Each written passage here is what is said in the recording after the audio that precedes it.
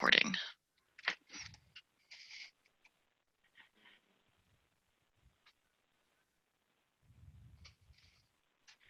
All right, I think we'll get started just to make sure that we can get everything in that we need to do. So Rod has given everybody a quick breakdown of Zoom and the options that you can toggle throughout when you roll your mouse over that bottom of the screen. So we're encouraging you to ask questions, chat with us.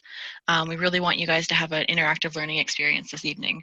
So my name is Lexi. I am a 4-H specialist with 4-H Alberta, and I work with the Beef Project, and by virtue I get to work with the steer carcass competition as well. So we're really excited to offer a webinar this evening for everybody who has submitted their hair samples and received a DNA test back. And if you haven't received it yet, you will. And then we will be posting this online for you to go back and watch again if you need to. So with that, we will be recording it this evening, and it will be put on the 4-H Alberta YouTube channel within the next week or so. So we will send you an email with the link once that is done. So tonight we have, joining us, we have Rod, who's the chair of the Steer Carcass Committee, and the rest of the committee is made up of Carrie Kopp, Terry Elliott, and Lyndon Mansell, who are from the South regions and the Northeast region of the province. And Rod will introduce our speaker for this evening. So Rod, take it away. Thank you, Lexi. And we're fortunate tonight to have Dr. Susan Markus with us. She has a PhD in animal behavior and livestock nutrition from the University of Alberta. She currently works as a beef research scientist for Alberta Agriculture and Forestry. And not only that, but Dr. Markus is also a 4-H leader for the Paint Earth 4-H Beef Club and also has members in that club as well. So tonight's webinar is about understanding the genetic potential of your 4-H Alberta steer carcass project using the DNA profiles from Neogen. Dr. Markus will review how to interpret the results and get a better grasp of what they mean to you as a 4-H member and future cattle producer.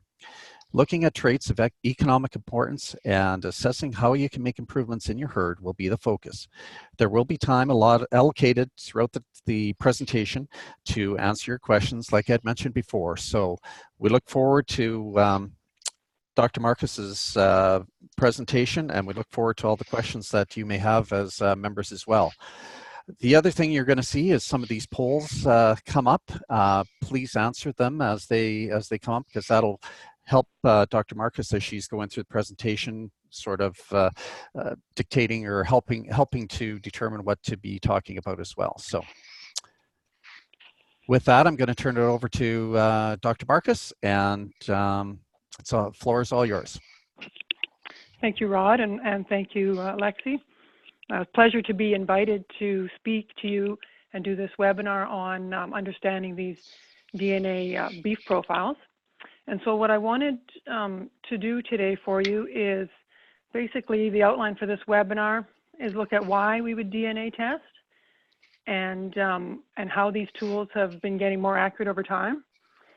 And then look into interpreting the numbers that you're seeing on your sheets when you get your identity test return. And then the last thing I wanted to do was just go through a few examples to show how you're going to use this identity profile, these results, to improve your cattle, how it helps with some decision making. So I see on my screen that we have the poll up, so I'd appreciate if you could answer the two questions, just to sort of know if I have more people that have purebred operations, commercial or feedlot. And if you're more than one of those, feel free to check all that apply. And then the other part is, you know, have you already used genomics or DNA technology, or are you new to this? Right, I actually think everybody's participated here, so I'm going to end the polling and I'm going to share the results with everybody here. So hopefully that's showing up on your screen. Okay, so commercial cow-calf is showing up as 62%, and then we have about 23 with purebreds and 15% with feedlot. So that's probably what I was going to speak to anyways, was more of the commercial cow-calf person, because sometimes with these tools for genetics, we think it really applies to more the purebred and not to us as a commercial cow-calf operation. So I'll try and bring in how it does apply. And then the majority are new to it at 92%. And so that's that's kind of perfect for how I've set up this webinar today. So let's get started.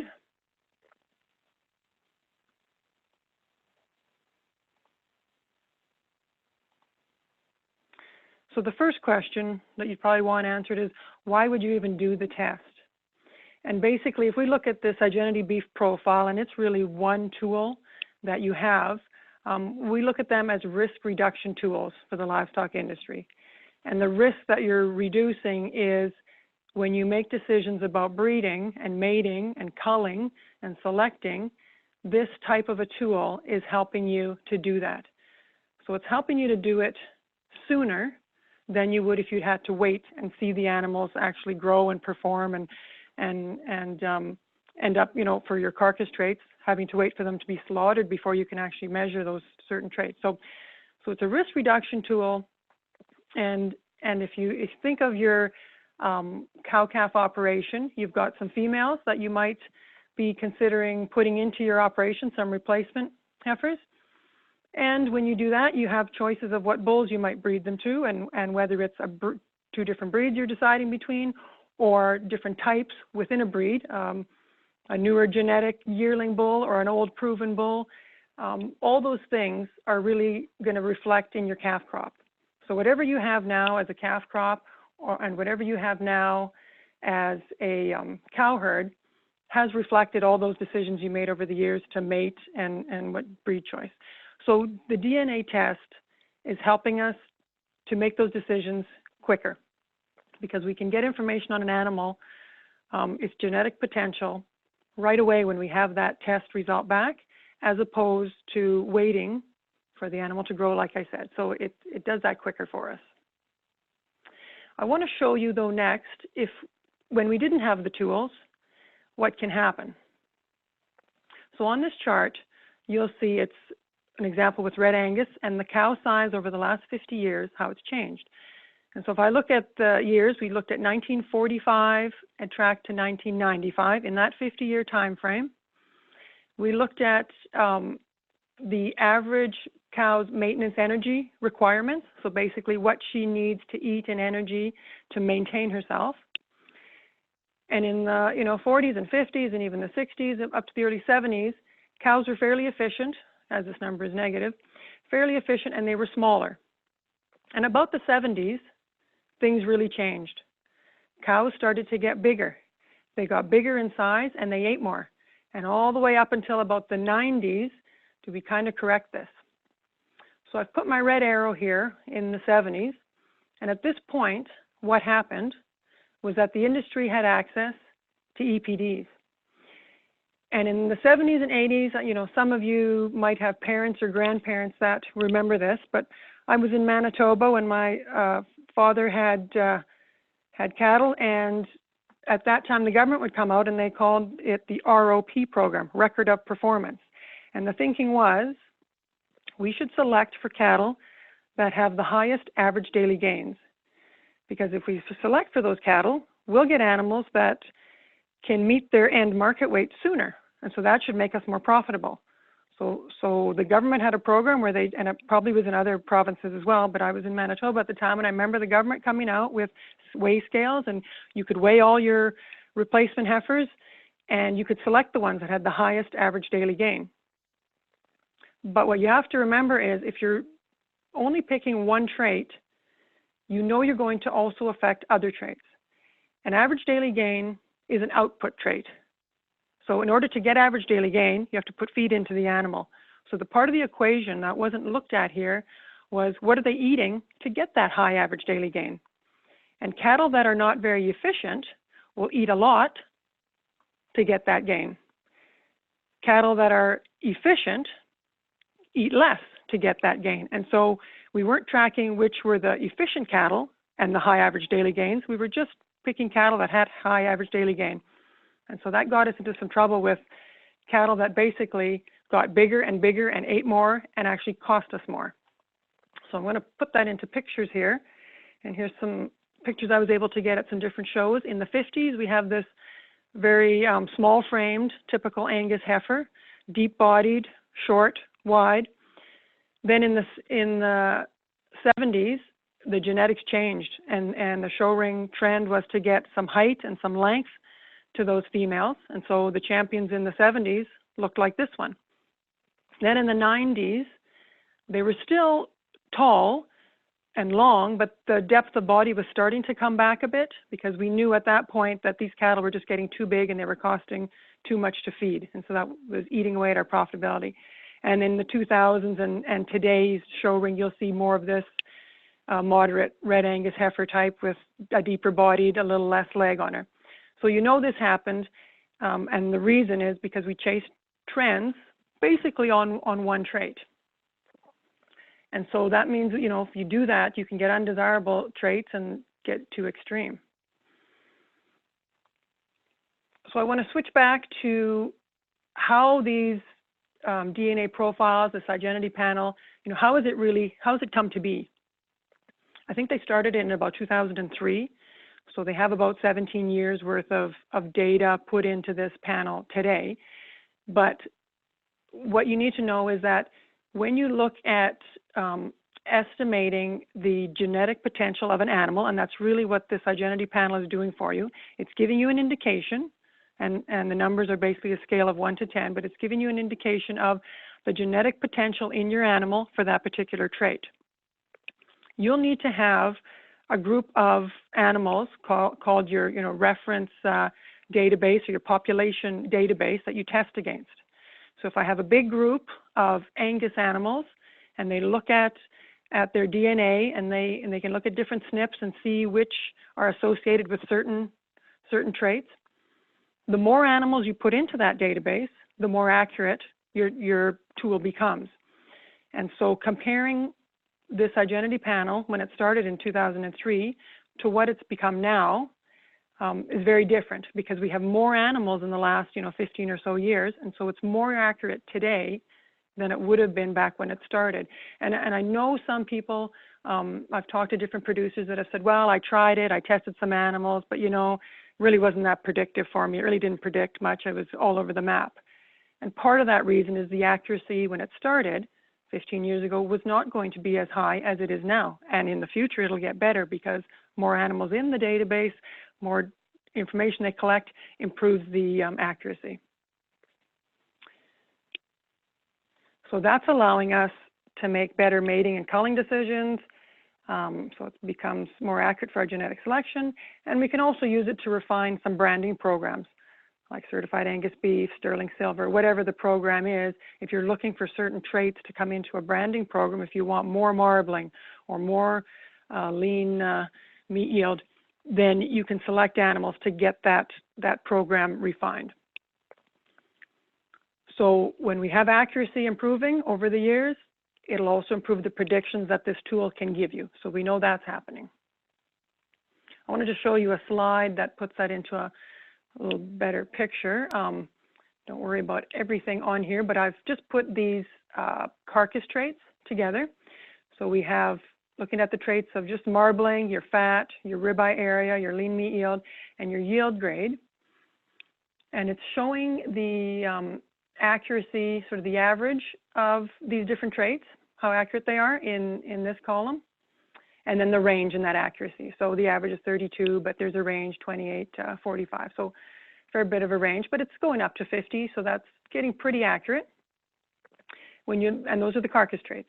If you put something in like dry matter intake, and that's going to be an indication of your feed efficiency, average there 43, but it has a much larger range than a lot of these other carcass ones, because it's more affected by what you feed the animal, and some other environmental traits can have an influence on how that animal exhibits that particular trait.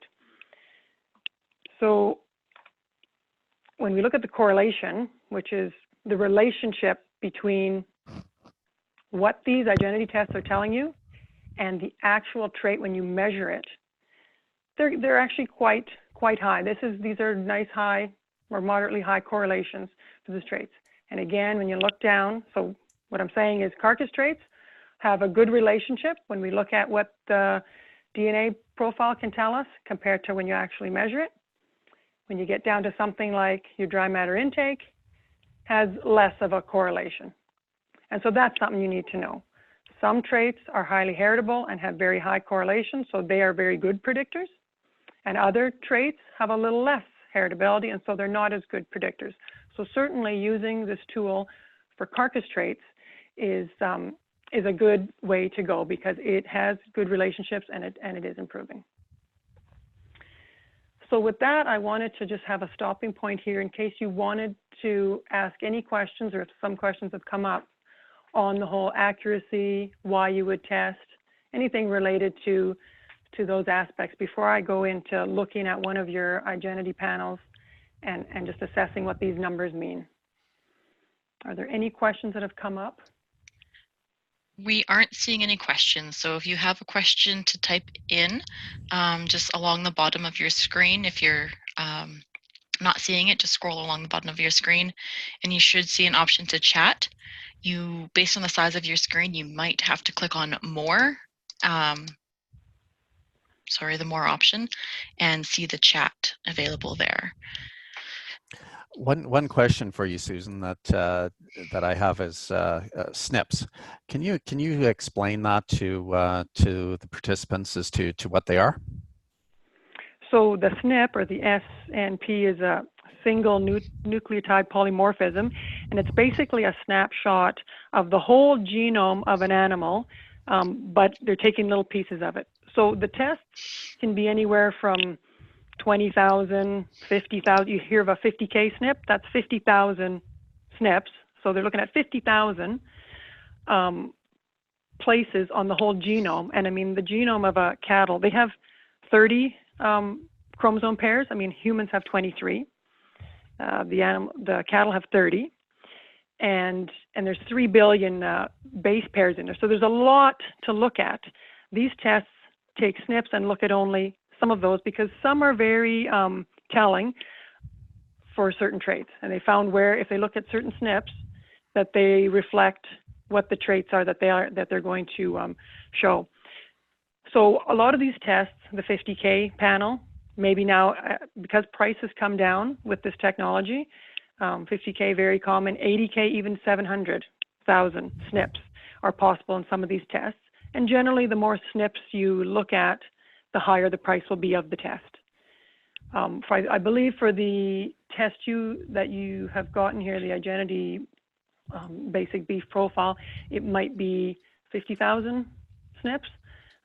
And so for the traits that are listed on it, and we'll get into that in a minute if there aren't any more questions on this, that's what basically doing. So you're taking a snapshot of the whole genome, and from that, getting a good feel for the genetic potential of this animal. Because we don't need to look at the whole genome in depth. These are good indicators of where to find the pieces of the animal's genome that reflect the certain traits that we're interested in. Excellent. Have one more question here. The accuracy of the test, is that dependent on the breed? Yes, it can be. So a test will be more accurate if your animal is of the breed type that has the most information. So as an example, the Angus breed is probably the #1 breed that has, and I say #1 because it has the most registries for purebred animals. And so because it has the most animals, there's probably the most people submitting samples, and so we have the biggest database for that breed. So if you have an Angus or an Angus crossbred animal, you're probably going to have a more accurate picture of your animal compared to a very lesser known breed. Maybe you have a Chianina or something. That would be, a lesser known breed, and so there wouldn't be as many animals in that testing database or that population reference database. And so that can change the accuracies of what you're getting back. Great, thanks. I think we're done the questions for this round, so please continue on. Okay, so that's a bit of background, and now I'd like to just dive right into these tests, because this is probably what you'll get back. This sheet shows one animal, tag 94, and it looks at some indexes, and then it has a grouping here of maternal traits, growth traits, carcass traits, and then some screening, and these are related to diseases and other things, and they won't be filled out, I don't believe, on your animals. So I won't concern myself with those. We're just going to look more at the indexes and these three areas of maternal growth and carcass. So the first thing you need to know is that ideally, this test is meant as a selection and decision tool. So if I was looking at some numbers, I'd like to have at least 20 animals, because to be able to look at this and make any big decisions, I want to do some comparing. You probably only have one animal, and we can still do something with that. But ideally, you know, I'd want to use this to compare all the animals that I submitted and maybe look at, you know, what are my bottom 10% of animals and which are my top ones, and kind of rank them. The numbers that you'll see will be on a scale from 1 to 10. And so it's not really our intent to have everything a number 10, because that really isn't possible. So you'll need to look at this in the way that the numbers are giving you an indication of their genetic potential for that trait. If you have an animal, and I'm going to go over to marbling. So this is marbling, and it's a 9. And marbling needs to be, like the higher numbers mean more marbling. I've put in red here that there's 3 traits basically that a lower number is usually preferred. So your birth weight, which is this one here, RFI, which is residual feed intake. It's an indication of feed efficiency, and a lower number is better. And then your fat. I mean, we do want fat cover. That does protect the carcass from cold shortening and does help with tenderness, but fat, we don't want it to be too high. So those 3 lower are usually better. All the rest higher are better. So back to my marbling number here. These numbers are indicating the genetic potential of this animal. The marbling number is high. So that tells me this could be an animal that naturally has the genetics to marble. So maybe it is of an Angus or a British type breed that marble easily. If I have had the same numbers and this marbling one was quite low, that could just tell me that I have an animal with a genetic potential to not marble, and so it could be one of the breeds that is more lean and doesn't have as much marbling. So you can't change everything because of the breeds you're working with. Some have the potential to change more than others, right? So that's a first look at it. I've put another one up here because it has all these abbreviations spelled out, and so this might be easier for you to look at. So here's the same test. I think it was an earlier version, so they've changed to the one I just showed you, but this one has everything spelled out for you. So I like to use this one because at least we can read the words if we forget what the abbreviation stands for. So in this particular animal, we're looking at all these different numbers. And I want you to know that the goal is not to have everything a 10, like I said. But we might say our goal in most cases is to be above average. So except for the three traits that lower is better, everything else I want to target a 6 or better. That might be a general statement that you can make. Again, though, in this case, this animal has a very low marbling, so it just might be of the breed type that doesn't marble very well. Might not be able to change some of these things, but that might be my goal initially. Okay. The other thing you need to know is when you have an animal strong in carcass traits, it may not be strong in fertility or maternal traits, because not every animal is going to be strong in all 3 of those areas of the performance production, the maternal, and the carcass. So when I look at this animal here, average daily gain, quite low. Weaning weight and yearling weight are just average. Birth weight is quite high. Now birth weight lower is better. So with this being a high number, it's telling me this is probably a bigger born calf, like one of the larger calves at birth. But because he doesn't have the potential to have a good average daily gain because it's low, then of course I'm going to see weaning weights and yearling weights that are below average. So I'm not overly impressed with this particular animal just by looking at those numbers. What they've done is put this Sygenity production index in, and again, an index is a compilation of a number of traits and they weight them differently. And so in this case, they put, a little bit of weight on carcass, a little bit on maternal, and then some on growth, and come up with this production index, which is what someone that was a commercial cow-calf person, probably keeping replacements back and backgrounding calves, would be quite interested in. And when I have, 20 or more animals in my list, it'll rank them according to this production index. And so again, I can use that to cull some of the lower performing ones and maybe for sure keep the ones that are higher.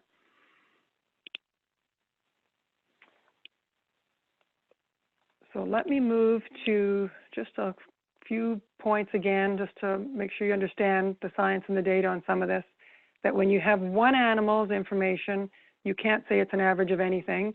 You can't really duplicate that. It's one animal. You could look at it as a trend from your breeding program. So if you feel that that steer that you submitted a sample on really represents the cattle in your herd, then you might say, okay, this is probably typical of what the rest of my animals are. Then we can maybe use that and make some decisions with it. But if you've purchased that animal, or it was a very different animal from all the rest, and that's the one that you put into this competition, it's a lot more difficult to make some decisions for your herd because it's one animal. It really doesn't tell you a lot. When I look at some other examples here, instead of just those traits, we can look at other traits that might be what I call indicators. So although you have a list of those traits on that, and maybe I'll just go back to the list. I've got a list of these traits. Okay, so I've got average daily gain, birth weight, calving, two different types of calving ease. One of them is more on the chance the animal will calve unassisted as a heifer. The other one, more of a calving ease maternal. It takes into account her, pelvic size and other genetic factors. So 2 traits on that. Then we have the carcass weight, docility, fat thickness, heifer pregnancy rate. That's a fertility indicator. This production index, that one is again taking those 3 pieces, the production, maternal, and carcass, and rolling them into an index. Marbling is your carcass trait, milk, RFI, and it says Bos Taurus. So this is feed efficiency, residual feed intake. They list Bos Taurus because that's the type of cattle we usually have around here. If it was Bos Indicus, it would be your drought type breeds, your Brahmas, those types. But for everyone here, I'm sure no one has a Bos Indicus. They're all Bos Taurus. Then your ribeye on your carcass, tenderness on the carcass, weaning weight, and yearling weight. And let me go back to stayability. This one is important because when I was talking about an indicator trait, stayability is an indication of how long a cow might be in your herd. And it's important because if your cattle don't last long in your herd because they don't rebreed back or they have issues with whatever it might be, calving difficulty, feet and legs, udders, whatever you might call them for, it costs a lot to replace them. We look at saying that it probably costs you $2,000 to replace or to raise up a heifer to put into your herd. So when we look at something as an indicator trait, it could be hybrid vigor. So if you are crossbreeding animals of different breeds together, you can increase that hybrid vigor.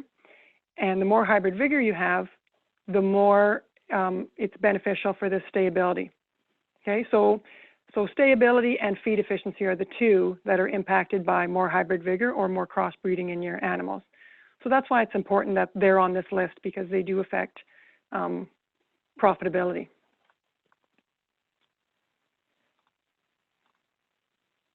So and then the other thing you need to know is when you're looking at those different traits and it had, one that's low and you really want to work on average daily gain because it only listed it as a 3 for the genetic potential in that animal, you need to know when you pick one trait and want to focus on it, that it could be related to or antagonistic, which is it works against another trait. And so we see that with fertility traits and carcass traits might work against each other. If you really select heavily for carcass traits, it might be affecting negatively the fertility traits.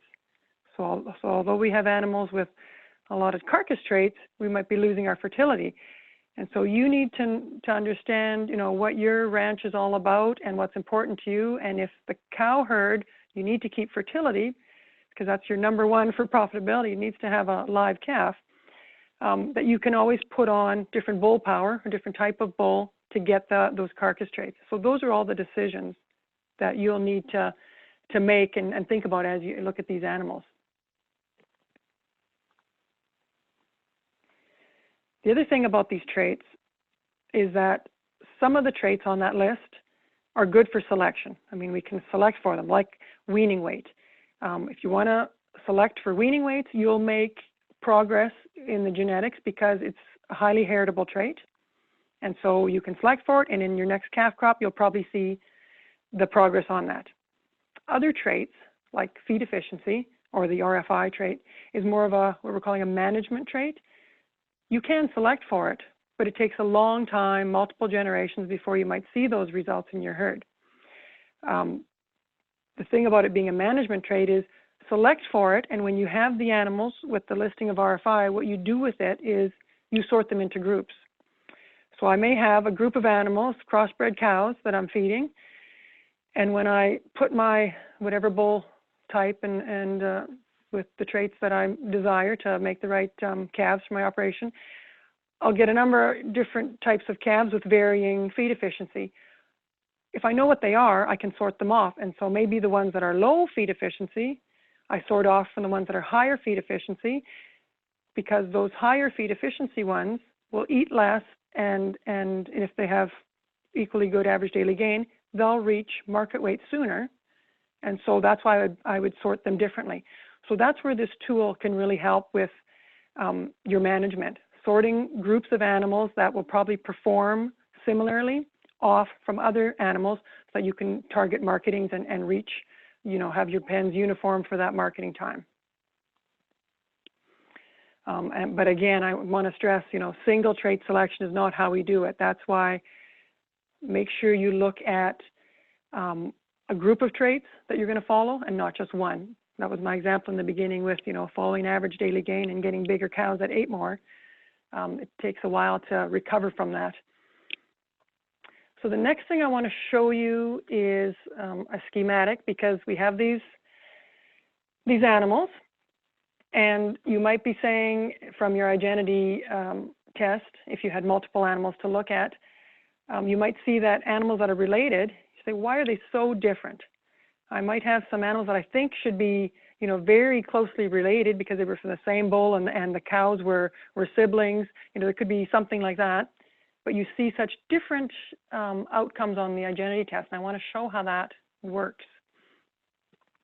If we look at inheritance and how things happen, if you think to maybe grade 9 genetics or science class, you know that if you have a purebred, and say our sire is Hereford, he's 100% Hereford. So all these little lines are going to represent all the genes that he could be passing on, but this is all Hereford in his DNA profile. And I've picked an Angus cow, and she's 100% Angus. She's a purebred, and so this is her genetic makeup. When I mate them to each other and get this F1 progeny, I have 50% Hereford and 50% Angus, because we've learned in genetics class that half of the sire's genes are passed on and half of the cows are passed on. And so which ones are passed on is just random. It's, in this case, it's that chunk from the sire that he passed on and this other chunk here to make 50% of his genetics in that replacement heifer that I'm getting out of this Hereford-Angus mix. And then on the Angus cow, she's passing that chunk over and this chunk and that piece. So we've learned this in genetics, and we now have our first crossbred replacement heifer out of this mating. She's got a lot of hybrid vigor because she's 50-50 Angus Hereford. But what if I take now this crossbred female and I want to mate her to a different breed type, and in this case I've picked Simmental. So he's 100% Simmental. I have that 50-50, that black baldy heifer. And we learn again in genetics that if you cross a 50-50 or a crossbred animal with a purebred bull, that it should end up to be 50% Simmental, 25% Hereford, and 25% Angus. But what really happens because of recombination is that the sire does pass 50% of Simmental, because that's all he has is Simmental. So that chunk and that chunk. So we're good there. But on the cow side, she may actually be passing this little chunk of Hereford, this little chunk from more of her Angus type, and this other little chunk from her Hereford. And so in reality, my calf here now, out of this mating, is 50% Simmental, but he only has 15% Hereford and 35% Angus. So he may be exhibiting more of the Angus traits in this case. If I have a sibling of this mating, it may be showing more of the 25-25, or it could be a complete reversal. It might be 20 or 35% Hereford and only 15% Angus. So that's why we see some of these crossbreds not all showing up with this 50-25-25 mix. And that's why you'll get these identity panels back, and you might say these were flush mates. They should be identical, and wow, they're different. But the reason, because of recombination, you don't get exactly the amounts that we kind of learned in genetics. It's not as simple as that. So if you want to impress your science teacher in biology when you're taking genetics, and they'll tell you about this crossing relates 50% 25-25, you can say, oh no, recombination, I learned that. It's not exactly 25-25. So that helps to answer that question.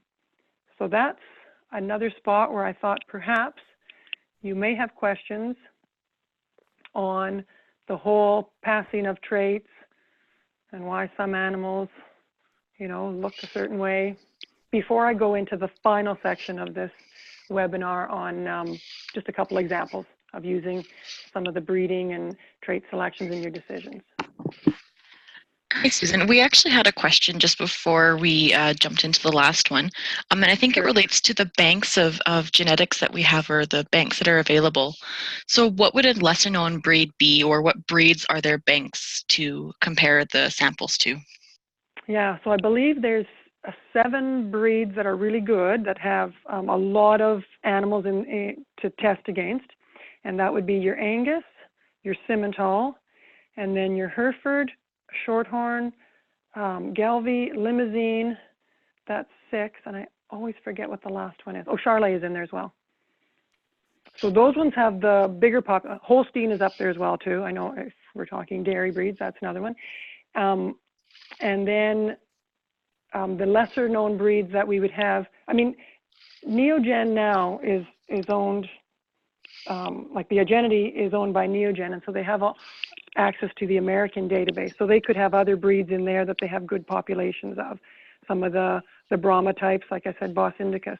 So there's a lot more breeds, but those 7 that I mentioned for sure have a lot of animals in their database.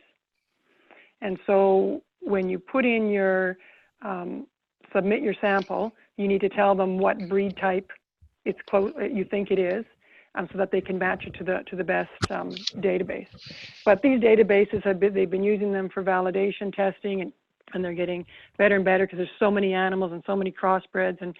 And while we know that an Angus base predicts very well an Angus animal, we also know that a lot of these populations you can still predict these crossbreds because they'll fit into one of those categories. Okay, awesome. Thank you. The other question we had was using DNA, these results for selection. What's the weighting of the genetic potential versus what you actually see in the pen, what the animal looks like?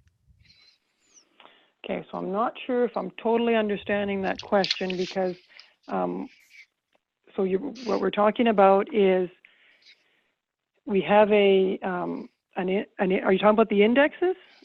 I just mean when we're using the genetic potential that we have from the DNA test, how do you consider that when you look at the animals? So it's a tool that we use for selection, but also how do you, when you're looking at what an animal looks like, how do you use that?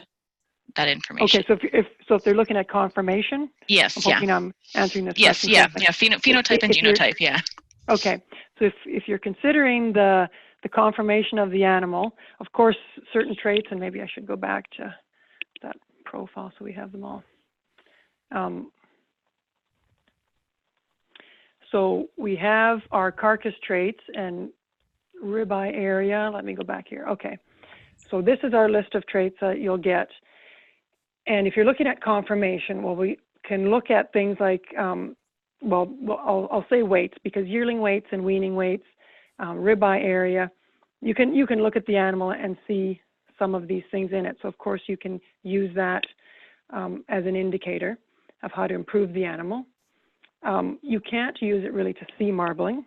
So this is part of why these tools are good for the industry, is because they help you predict the difficult to measure traits. So when you can see a trait easily, you know, if you can look at loin thickness and ribeye, you can probably see an animal has a fairly thick one compared to another one that is very slight or thin. But what you can't see is the marbling. You can't see tenderness. You know, you can't see stayability. So the tool is really more for using it for traits that are difficult to measure, as opposed to things that would be a little more simple. I mean, birth weight, if you wanted to weigh the calves at birth, you'll know what they are, right? But it's an indication to know what you might expect from the animals. It comes sooner, is what I'm trying to say. I don't know if I've answered your question, because I don't know if I'm totally understanding when you say the weighting of it, how we use it that way. No, that's because okay. We're really using this tool to predict things that are difficult to measure. Mm-hmm. But you've also, you're going to do this on an animal that you've selected based on their what you can visually see, their conformation and what they look like in the pen. Right. I mean, you can look at these numbers, and if it looks terrible conformation-wise, I mean, just because you get higher numbers with all, you know, if it has the best carcass traits and really good gain and feed efficiency, but you don't like the conformation of it and its feet and legs break down, I mean, there's a balance there. And it goes back to what I said about not selecting on single traits too much, because other things might be to a detriment in that case. Did that answer it? Because that's a difficult question for me to understand. No, I think that's good. Was there any other questions that people had to type into the chat? Well, Rod, did you have a question? No, I'm fine. I don't see any other questions coming up. Maybe we can just tell everyone, if they do have a question, just please either put it into the chat or the Q&A we'll be watching throughout the webinar. Okay, good. So I'll carry on then. And I just wanted to go again with some examples of breeding and trait selection decisions that you might be able to make with these identity panels. Keeping in mind a couple things. Every ranch is unique. They're different. You know, if you're running a feedlot and you've got certain resources available, certain feed, certain climate, so many things, you know, labor, you know, if it's a one person operation, if you have employees, I mean, you can do different things based on the resources that you have available. And so that you need to take into consideration. Knowing how you're different before accepting someone's recommendations is important, because there's not a one fix for everything. The other thing you need to know is not everything needs to be fixed, and not everything that you try to fix will actually show an impact. So again, you need to make these decisions about what's important for your operation, where you want to be with marketing, or where you want to be with your animal type, before you would look to select certain animals with certain traits. So as an example here, maybe low birth weight as a selection tool has caused some unintended consequences. So I can look at some data that follows the our pursuit of low birth weight. And what's happened with some of the carcass traits is that we've lost out on ribeye area. Some of these low birth weight animals, it's important to have low birth weight because you don't want to have a dead animal because it died at calving. But at the same time, you don't want to go too low in birth weight because you sacrifice some potential profitability in the carcass traits and the things that are going to make you money when you're selling those calves. So if I look on that sheet here, we've got birth weight, and again, we want a lower number. So this is an above average birth weight, so it could be a harder calving because it has the genetic potential to give a bigger birth weight. And then our ribeye area in this case is a 4. That's below average. So in this animal's case, I'm maybe losing a bit of carcass traits. I could have really selected for more carcass traits as far as ribeye area. And it doesn't really speak to exactly what I said about a low birth weight and losing carcass, but maybe I still have to work on improving the carcass traits with the ribeye area in this case. The swine industry has done a pretty good job of this, selecting for carcass traits. So this would be the equivalent of, lean meat yield back in the 80s. A lot of fat on these animals. Through genetic selection, they've increased the lean meat yield, reduced the fat. So tremendous genetic potential for carcass traits. But again, as a person in the beef industry, if you're keeping a cow herd, you want to make sure that you're not losing out on some of your maternal traits when you select so heavily for these carcass traits. And so there needs to be a balance with selecting for these traits. So we've talked quite a bit about the carcass traits. I do want to talk about, some of the female selection side of things, just for a few minutes, because we can bring a bull into our herd to bring the traits that we might be need more progress on. So if I have a cow herd that's really great in the maternal traits, fertility, I'm getting these live calves, they're of decent size. We like to use a benchmark that the birth weight of a calf should be about 7% of the size of the cow, right? So depending on what size your cows are, low birth weight can mean very different things. It's not just a number, it's a percent of what the size of my cows are, right? So if I have bigger cows, 7% of a bigger cow gets me a larger number than if I have small cows and I put a low birth weight bull on, that's obviously a smaller number for his birth weight. So again, it's not one number, it's what your cow herd can handle. Bulls can contribute, we always think of them contributing 50% of the genetics, but in some cases they contribute a lot more than that to the calf crop because it depends how many calves they sire. We've seen bulls be turned out and sire no calves when you do the parentage on them, and other bulls can be siring 40 to 50 calves in one breeding season. So with that range, some of the bulls have more impact on the genetics in your calf crop. So we can certainly pick bulls to put the traits on that the cows might be missing. So let's just look again and understand some of the traits that are going to be heavily influenced by your management nutrition program. And some of that is the lowly heritable traits like fertility. We can do a lot with our management nutrition to get the cows to perform better there. So if you're happy with your cow herd, then you need to look to select bulls that'll make the improvements for the traits that you need increased. Now in this example, what needs improving? I would say average daily gain and probably that feed efficiency number. Although the stayability would be equally important, ribeye area, and these weaning and yearling weights are all low numbers. The marbling, I could say I need to improve it, but this might be a breed issue in that this animal doesn't have the genetic potential to marble, so perhaps I need to bring in a breed type. My bull needs to be of the type that has more genetic potential to marble to improve that. But certainly gain affects our profitability and stayability.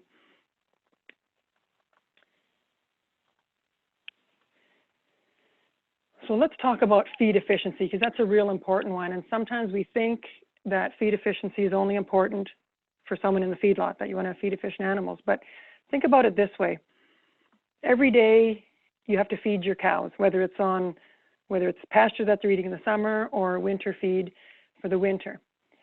The more feed efficient the cow is, the better that is for your profitability, because if she maintains her body weight on less feed, that's savings in feed costs. So here's an example. There were some heifers that came from Manitoba, and they went to Lacombe to be tested for feed efficiency. And when I say to be tested, to actually get a test on residual feed intake, it can take 100 days on test feeding, and you weigh them, and then you assess all the numbers. So it's a long, expensive test. It costs at least $500 and up from there to test these animals. But for research purposes, they came out, and if these were some people on a retreat, a spa retreat, they might be saying something like this. This particular animal that easily puts weight on might be saying, I just can't keep my weight down no matter how much I eat. It just goes straight to my hooks and pins. Whereas another animal could be totally different. Well, I eat all day long and I barely gain anything. My brisket is so trim. Well, if that's people, that's fine. You might want to be this one here. But for cattle, probably this one that doesn't take much feed and keeps condition on is the more feed efficient one. And so selecting for feed efficiency in your commercial cattle really isn't about picking the winners and losers, the best one, and you want to keep those. It's about culling the bottom 10 or 15%. And so when we look at our identity panel and look at something like feed efficiency, we can't see it in an animal generally.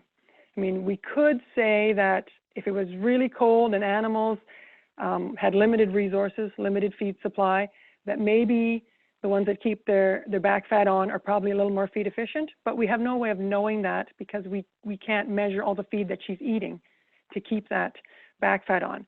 So we have to have the test. And so because it's an expensive test, having that identity panel give RFI as one of the genetic potential traits is really important, because what we see and think looks good might not always be what's best for profitability. So it's helping to at least get us a prediction on feed efficiency. This example here, for this other animal that I had, has feed efficiency that is a 6. And again, remember, feed efficiency is one of those numbers that lower is better. So being a 6 is a below average number. So I really want to improve feed efficiency on this animal. Calving knees, those numbers should be higher. So this is a, feed inefficient, maybe a hard calving, poor ribeye area, so poor carcass trait type animal. And so is that, if this was a heifer, would this be the kind of animal that I want in my herd? Probably not, from what we know about what makes us money, what is important for production traits. So this animal really isn't the one that I'd like to have. Again, I'd like to have a whole list of 20 here, and we could compare, amongst them. But you would look at these numbers and do that. Look at the numbers that are important for the maternal side, for the carcass side, these growth performance traits, and pick. And certainly, I'm going to say feed efficiency is one of those ones that's very important for all animals, and especially the cow herd, because you feed them every day. So the more efficient cows should make you more money. I have one more example, and it's just looking at, what does it cost? And these were heifers at Lakeland College that I was involved in a study on. What does it cost to get all this information? So the question earlier was about, phenotypes. That's this kind of information. We have how it performed under the environment it was in and with the feed and the management that we had. And so we have this phenotypic information, but it costs money to get some of that.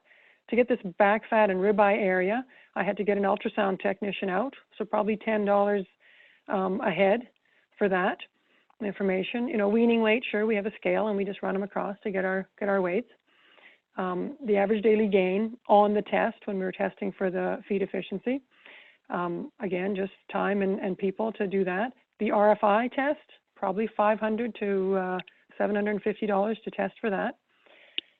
All this, you know, costs money to get this phenotypic information, and we still need this information. We will continue to collect phenotypic information, but through the DNA panels, you can get an indication of this and their genetic potential with the DNA assessment. So it's a much quicker, cheaper, if we look at the comparison of what this costs to get compared to what the panel costs.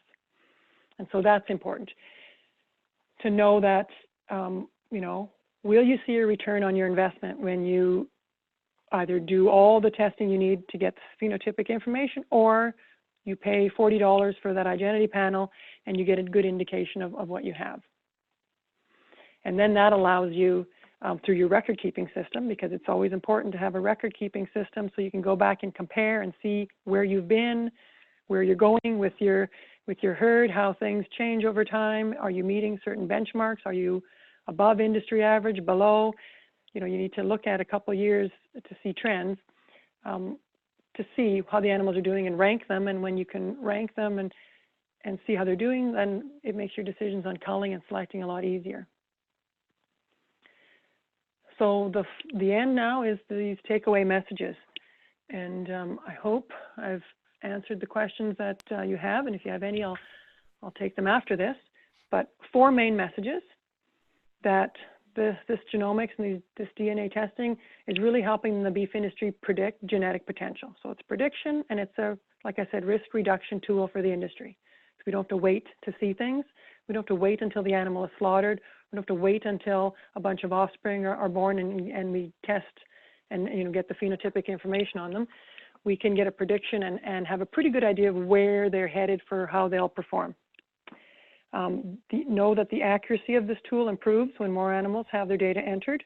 So every year it's getting better, okay? And the genomics has predictive power. It won't be replacing EPDs. We're still doing them, but it makes them more powerful because we have more information to go into the EPDs. I wanted you to also understand that single trait selection is not a good practice. So never just focus on one trait. There's always a number of traits that you want to look at together, or sort of a package, and that's where those indexes come in good. And then the last thing is that certain traits will have more immediate results that you can see in your herd in the next generation, whereas other ones, it might take a long time before you see the results. So highly heritable traits are going to be less influenced by your management and environment compared to the low heritability traits. So you need to decide what's important to you and where you're going with your herd. So I hope that's given you a good indication of how the tool can work. And if there's any questions, I'll take them now. We have one here, Susan. The identity production index on the data results there. What are the common ranges that are most commonly seen within that trait? So I'm assuming that that's a number. You know, is it from 3 to 6, or is it 1 to 9, or what would you recommend? Okay, so as far as I understand, all the traits and the index are from 1 to 10. Okay, and so that particular index, that production index, is made up of so maternal, performance, and carcass, and the proportions are that it has it weights 30% of stayability and 10% on Cavine's maternal. It weights 15% on average daily gain and 15% on residual feed intake, on the feed efficiency. And then it weights 20% on marbling and 10% on tenderness. And I haven't seen a whole bunch of identity test results, but I have gone to the site to look, and you're probably seeing numbers between 4 and 7. That's, you know, where a lot of the population falls in that range.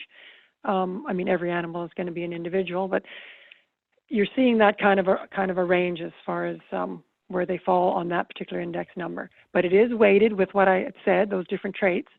And so you may say to yourself, oh, tenderness, 10%, you know, I think ribeye area is more important than tenderness. And Identity does have an option where you can say, I want to make up my own index, and I want to focus on whatever trait, and you can have one, custom designed.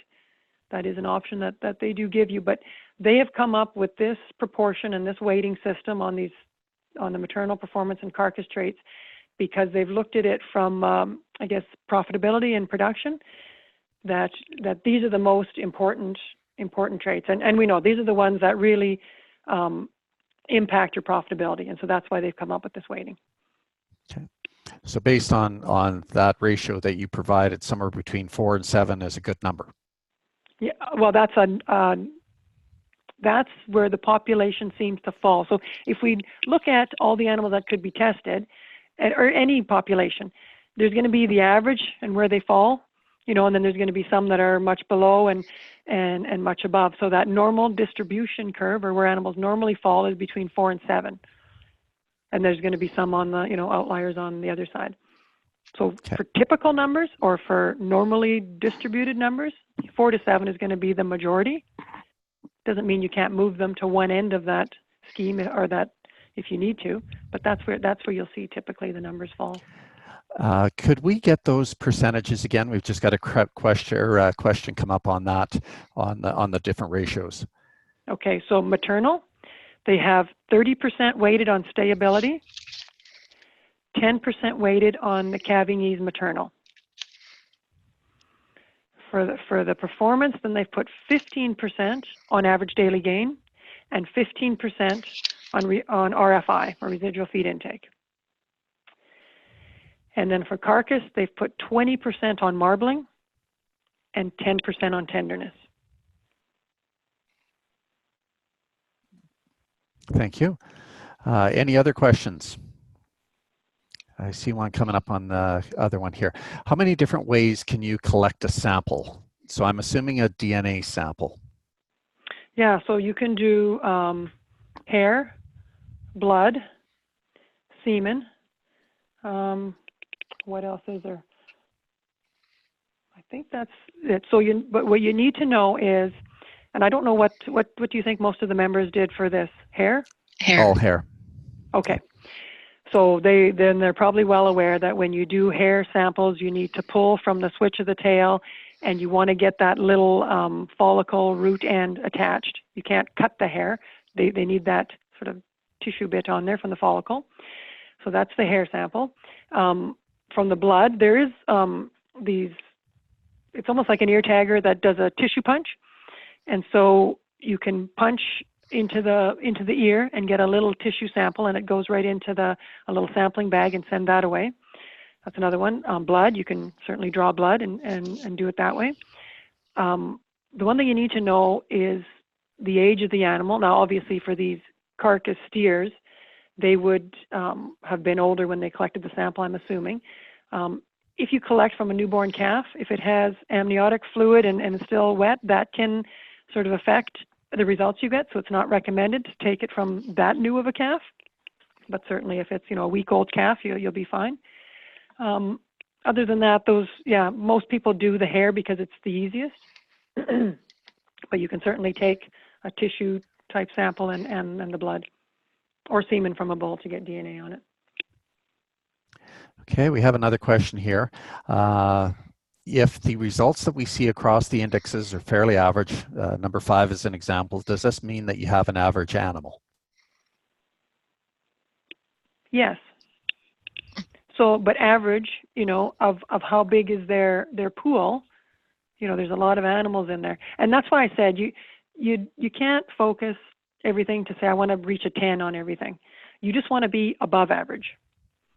And so except for those 3 traits that a lower number is better, on all traits, you want to see 6s and above, and then you'd feel confident that, okay, I'm probably above average for the industry. I mean, there's a lot of animals out there. There's a lot of ranchers, and so we target to be above average. But yeah, if you see a number that's a 5, 4 or 5, 6, that's probably sitting in the average. You might want to talk to someone that does represent Identity. They might have a more detailed answer than me on that, but that's the general thinking with their system of having these traits ranked 1 through 10. Okay. have another question here on our what to expect from index selection. Is our calf the bars on the graph or the dots that flow through the bars? Identity production index, identity maternal index, and terminal index. That may be hard to answer when we don't know exactly what the members are receiving. No, I think I know. Yeah, I think I know what they mean because I've seen this. So what they do is they give you a graph and they have bars where you're at. So where your animal, how many animals, and where they sit for that particular trait. So if they're a 1 all the way up to a 10, how many are there? And they give you that in bars. So you might see 20% of your animals are sitting at a 4 for this trait, and then 40% of your animals are sitting at a 5, and then another 20% are sitting at a 6, and the balance to 100% is sitting at a 7. Let's say that's what you have. The bars are your animals.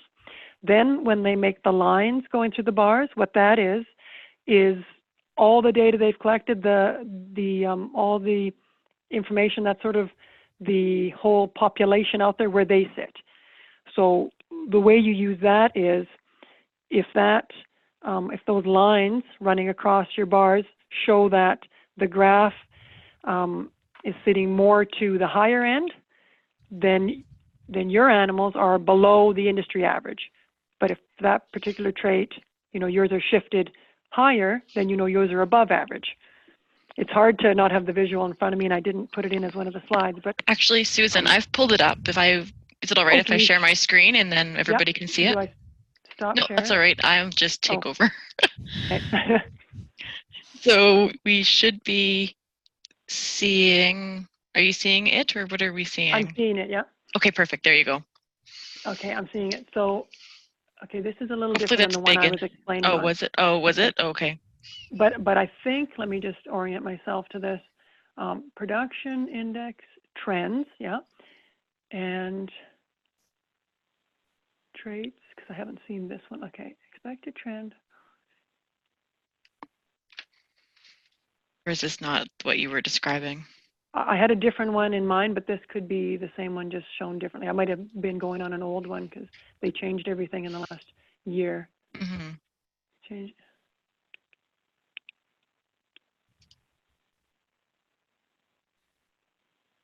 Oh, okay.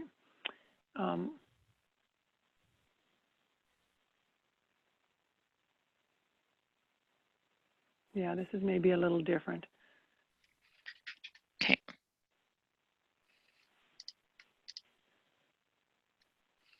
That's all right then.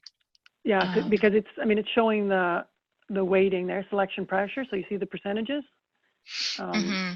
cavities and stability. So those should be what I had said. I don't think they changed from when they did this new one. So those are them. And then the line. So the bars on the graph represent what, and the red line through the bars represent what? I think that's essentially the question. Yeah. Yeah, and I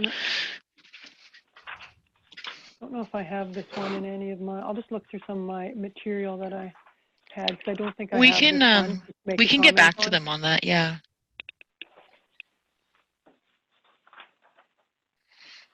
Yeah, I don't have that data point to explain it well enough. So I'm going to have to pass on this one to give you a good explanation.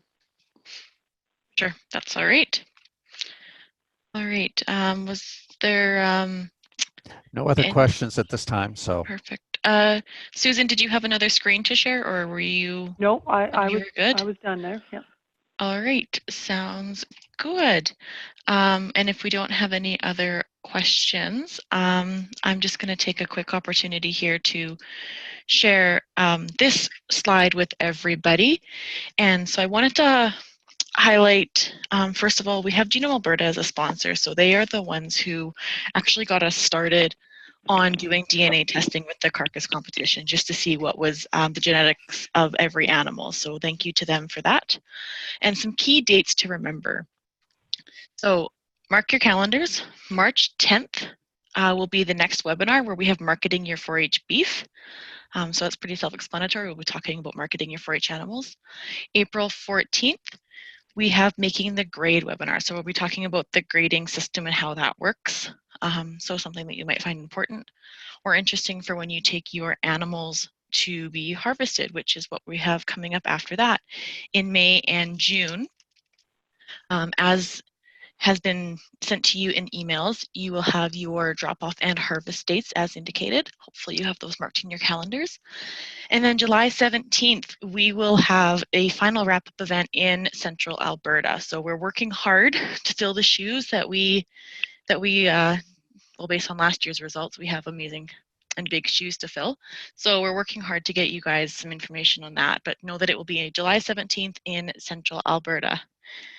And so I just take a moment, note that down. We want to thank you for attending the webinar this evening.